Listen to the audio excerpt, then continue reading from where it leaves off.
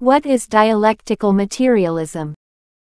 The term dialectical materialism was not actually used by either Marx or Engels, but came to mean Marxist philosophy in the 1930s, when texts such as Stalin's Dialectical and Historical Materialism and the textbook of Marxist philosophy prepared under the auspices of the Leningrad Institute of Philosophy began to codify the enormous body of work produced by the founders of Marxism into a set of laws applying to both society and the natural world.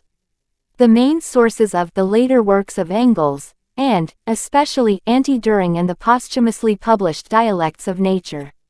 Lenin's manuscript notes on Hegel's Science of Logic, written in 1914, and first published in 1939, are also an important point of reference.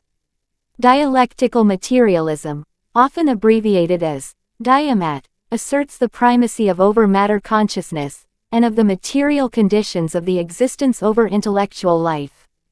In particular, as adopted by the Soviet Communists as their official philosophy, dialectical materialism refers to the belief that the political and historical events results from conflict of social forces and are interpretable as a series of contradictions and their solutions, and this conflict is believed to be caused by the material needs. We can make sense of the term more meaningfully if we view it from the vantage point of Hegelian philosophy. As is well known for Hegel, the movement of history is driven by reason or mind or Geist, so in Hegelian philosophy, there is primacy of consciousness or reason over matter. In his engagement with Hegel philosophy, Marx argues that it is matter that drives history, hence, there is the primary of matter over consciousness.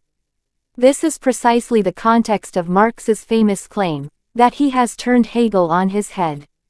Now, it must be noted that, in dialectical materialism, change is asserted to be the outcome of a dialectic between contradictory elements, at every level from social revolution to alterations in the composition of matter itself. This process is governed by three laws, namely, 1. The law of the unity and the conflict of the opposites, 2. The law of the transition of quantity into quality, and 3. The law of negation. The law of the unity and conflict opposites states that all phenomena consists of mutually contradictory elements, and that change is the result of their internal contradictions. The law of the transition of quantity into quality describes how quantitative changes always lead to qualitative change.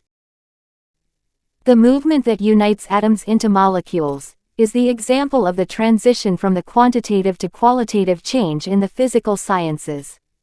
While the accumulation of the capital that eventually destroys the social structures of feudalism illustrates the same process at the socio-historical level.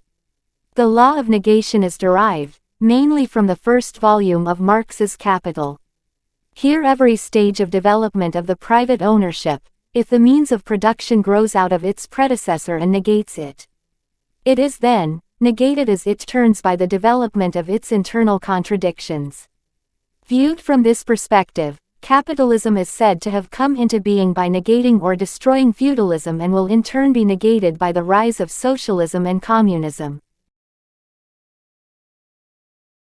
In his influential essay of Materialist Dialectic, Louis Althusser understands dialectical materialism as a theory of scientific practices, which transforms the ideological products of social practices into knowledges, or scientific truths.